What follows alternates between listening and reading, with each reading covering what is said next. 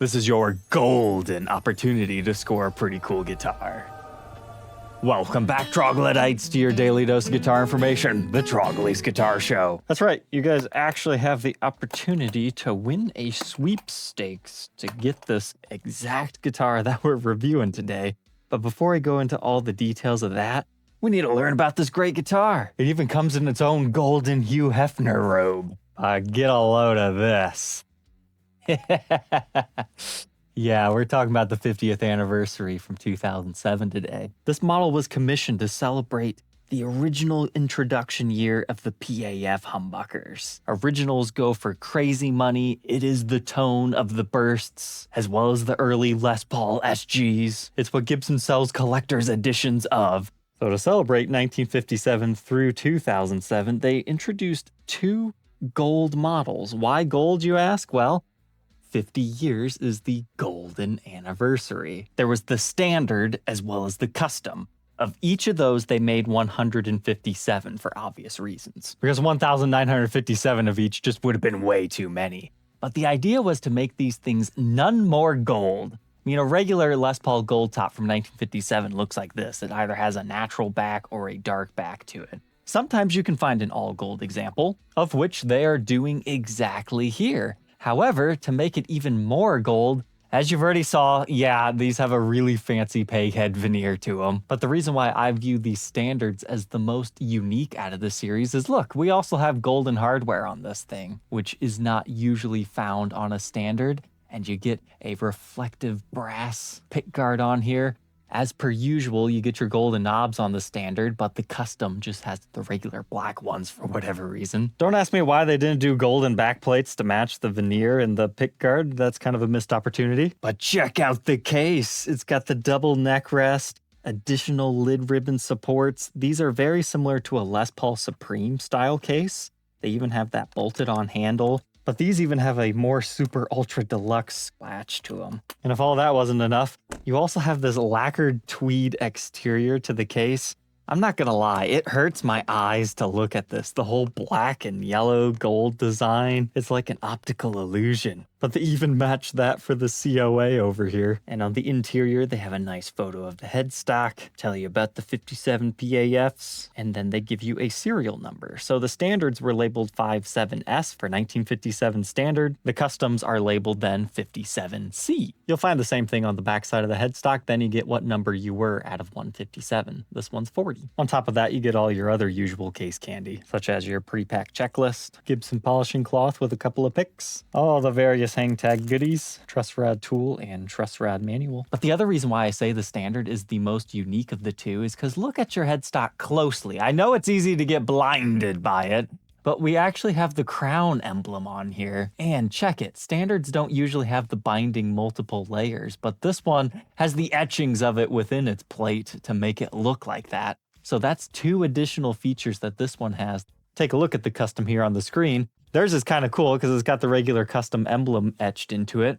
However, the big 50th anniversary across that doesn't look as good, in my opinion, as on the standard, and I bet they were thinking, yeah, we need something towards the center there, and that's why it was put on there. Needless to say, I've been wanting to document these for a while, because that's the one thing everybody remembers about this run is the golden peghead veneers. But as far as a guitar, in 2007, they weren't super accurate with like hide glue construction everywhere. This feels just like any other R7 from that particular time period. It has a really big chunky neck to it. This is the era when they were primarily using Madagascar rosewood, and this one has some really nice streakiness within it. But now I know what you're thinking. Okay, Trogly, cool guitar, really nice. You did a good job picking it out. Fantastic. How do I win it? Allow me to fill you in. Tonight's episode is sponsored by Reverb, and they're doing something cool. They call it Watch and Win. What you need to do is check the pinned comment or the description of this video to click on a link that'll take you to the Watch and Win landing page. Last month, they gave away a legitimate Klon Centaur Horsey edition. And from there, all you have to do is sign up for a Reverb account or log into your pre-existing one and watch any of the featured listings below to automatically be entered. You don't have to do anything else, just pick whatever's your favorite and hope you win. They reached out to me about a month and a half ago to ask me to pick the next prize. And I said, sure, I'll do it, but I want to review it first. So they gave me a budget of $5,000, and I wanted to make sure that I stretched that out as far as possible and got us something really cool. So I did a live stream with the viewers, and we looked at a few different things. But one of my best tips for finding deals on Reverb is to constantly check it throughout the day. Look at the newest listings for whatever brand you're after, or if you want a particular guitar, you can check out this episode where I give you my full rundown guide of how to find your dream guitar. So I hope you guys liked what I picked out, because it was really tough making a decision, but I wanted it to be memorable and golden opportunity, golden guitar. Yeah, let's do this. When picking this out, I wanted to make sure it represented my channel, but wasn't like, you know, too crazy. This one's like right on that line. But let's just say I found out something very interesting about our headstock, but let's stick with what we need to do first. Our pickups. We still have the historic thick cream pickup rings on both our neck and bridge positions. But again, we've got the gold covers and pole pieces, which is unusual for a 57 standard reissue. But we're rocking 57 classics in this model. You can just barely see the original marking there on the sticker. I believe that means they use thermal printing. It's a shame that they fade over time. But both of the models are custom shop, so that means you get the historic specs like a long neck tenon. Although if we're being real here, their routs could have been cleaned up much nicer before they applied their bullion gold finish. But if you look closely, you can see where the solid mahogany body begins and our maple top is placed. You can also see the maple block that caps off your truss rod. Here's a look at our bridge pickup cavity route. No special markings there. And if you're asking me, hey, does the 57 reissue custom still have the all mahogany construction? We'll have to document one of those in the future to know for sure. But technically, yes. Yes, it should. But our classics in the circuit reads 7.83 k ohms, neck position, exactly the same. How about them together? 392. And we just have our standard 2 volumes, 2 tones with our usual thumb bleeders and golden bonnet style knobs, as you'll find on a 57 reissue. Another difference between this one and regular 57 standards is we have a golden skirted nut right here to complete our all gold ensemble.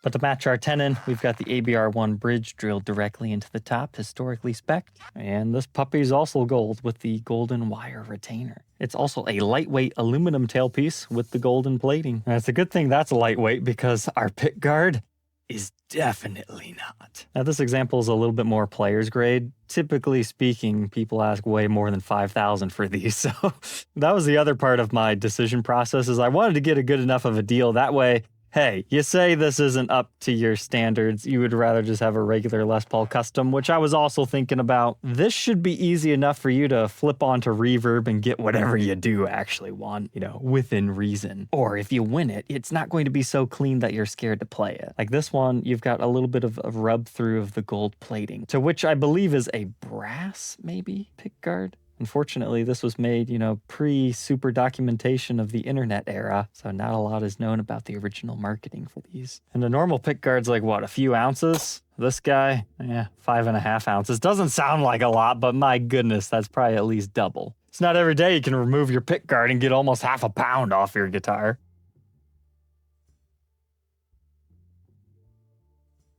But now, moving on from our 2-piece maple top and solid mahogany body, we've got that solid mahogany neck with the rosewood fretboard. We'll just take a second to appreciate the nice dark streakiness. That's the best thing about the mid-2000s historics.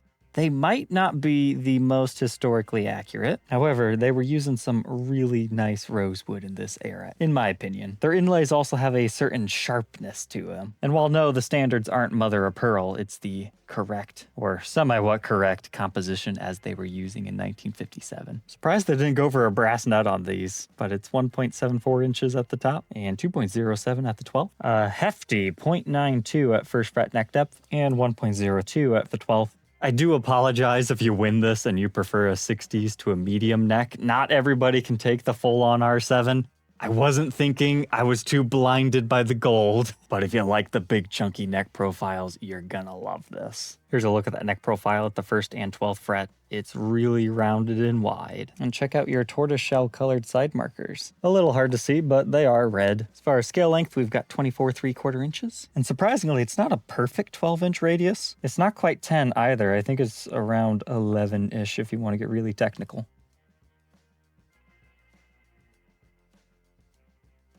But now our beautiful golden headstock. When I unboxed this, I noticed that, hey, it looks like this headstock veneer is lifting in a few areas, like right here. Then I started to think, what would be the best way to attach metal to wood? You wouldn't really want to glue it, would you?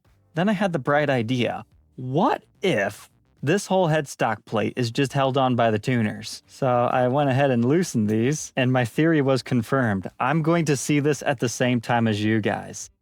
This does indeed come off. Do you think there's going to be another Gibson logo under it, or is it just going to be all gold? I don't think anybody's ever done this before. It's just gold. That's a bit of a letdown. That would have been hilarious if there was another Gibson Mother of Pearl logo down here. But looking at it again, maybe there was a small little amount of glue put there and it's just loosened over the years. But there you go. If you ever see a weird golden headstock Les Paul with no logo, maybe somebody just pilfered the top plate. But new discovery, I thought that was just like discoloration. No.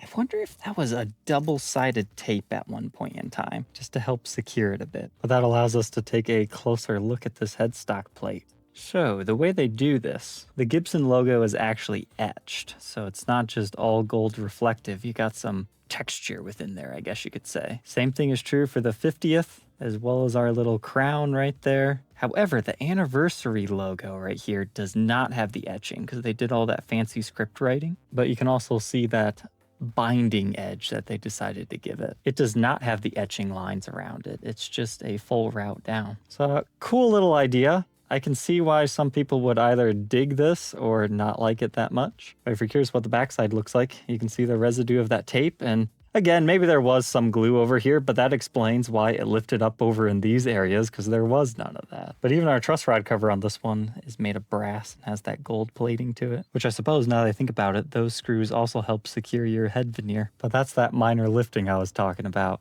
So the headstock just slopes down a little bit right here, and since this is a perfectly straight surface that they milled that out of, I guess it makes sense that there would be a small gap. They just get the golden finish on the edge.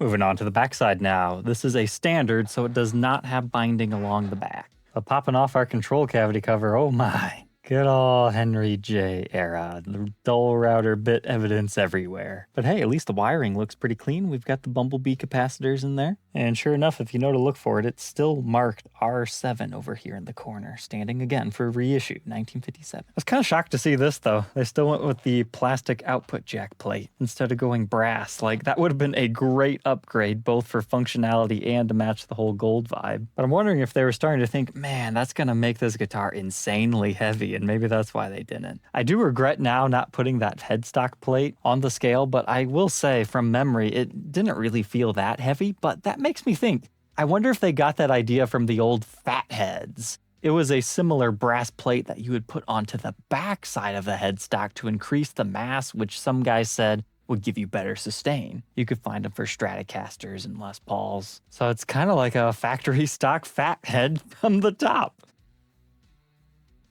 But as far as the condition of the back, I told you this one's player's grade. It's got some scratches and impressions over here. It has a few other minor dings along the edge and some mild scuffs up here on the top, vague finish checking. I mean, on a picky scale, I'd probably call this one a 7. But due to the all gold finish, we don't get to appreciate the thin binding in the cutaway, but it is there. You just don't get to see the maple cap.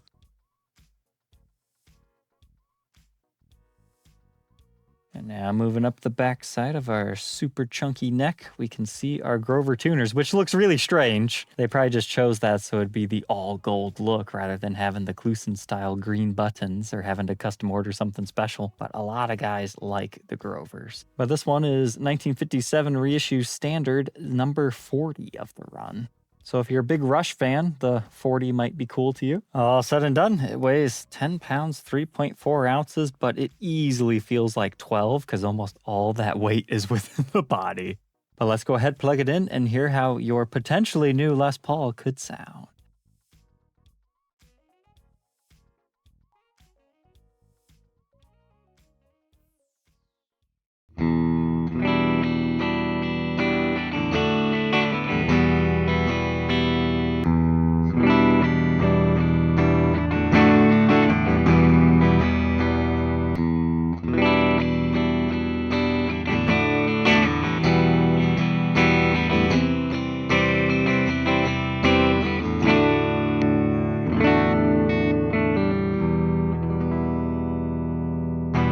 did you notice I found another good use for that? If you want to feel like Slash, you can stick picks right underneath your headstock veneer.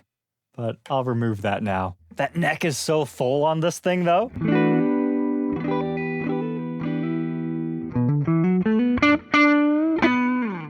Round.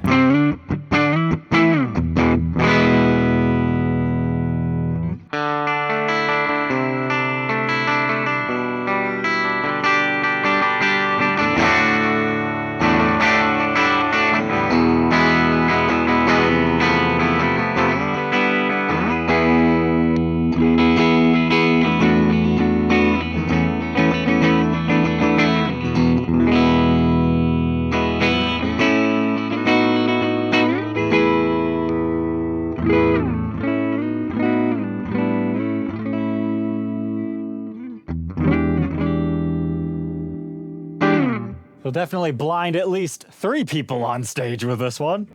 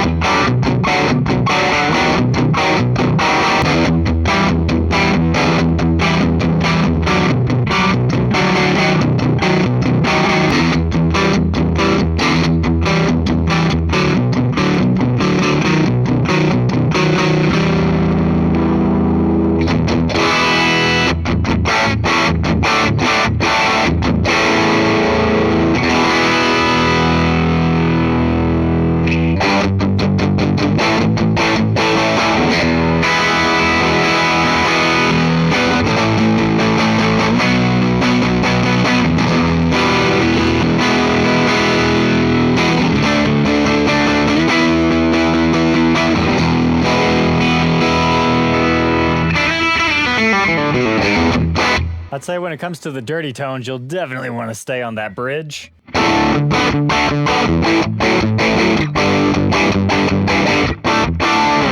It's got a certain darkness to its tone. That just becomes a little bit much on the neck position for chords.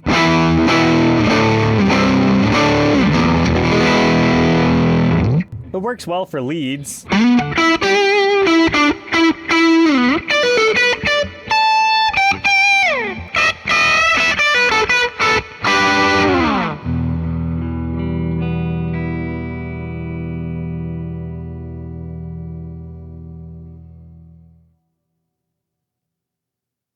So there we go, the 2007 1957 reissue Les Paul Standard. What are my final thoughts on this? As a giveaway prize, I think I picked out a fantastic looking guitar. You can hang this up as a beautiful prize if you happen to be the lucky winner of the sweepstakes. Now, as far as everybody else, if you're looking to purchase one of these, is it the best Les Paul I've ever had? No, it's actually really, really heavy. However, the tones are nice if you're into those slightly deeper sounds and you're okay with that really large neck profile. But I'm really glad I was able to discover that the head cap was very easy to remove, which is good if you ever want to polish it up any further, because let's just say, after 20 years, not all of these look as good as some others. But I think the general person, if you don't need all the fancy case and whatnot, would just rather have a regular R7. But this is supposed to be special. That's why I picked it. Now, as far as the playability, if you happen to be the lucky guy, I would actually suggest top wrapping this guitar, because it came to me fully decked. You're probably collapsing your bridge at that point, and the guitar feels a little bit stiff. You might want to lubricate and or slightly widen the nut slots on your top strings. I noticed some mild binding. However, it feels like somebody might have actually took the nut and rounded over the edges. It's so ridiculously smooth and feels nice. Another thing I was thinking about this release is I would love to see this happen again for the 70th anniversary, And I know I said earlier that there could be none more gold. I feel like we could do the fretboard as the same material as the headstock. Can they inlay golden fret wire into that too? We can definitely throw that brass nut on, at least have brass inlays and a gold finished over fretboard. They could totally step this up a little bit further if they wanted to. So don't forget to utilize my link in the description to sign up for their sweepstakes. And thank you, Reverb, for reaching out to me to select your next fantastic prize. And who knows, maybe I'll get to choose another prize in the future, because let's just say I had a hard time choosing just one here. There were many other guitars I was considering. The market just wasn't cooperating with the time I had. But all right, Troglodytes, I hope you enjoyed tonight's episode, and we'll catch you tomorrow on the next one. Take care, and good luck.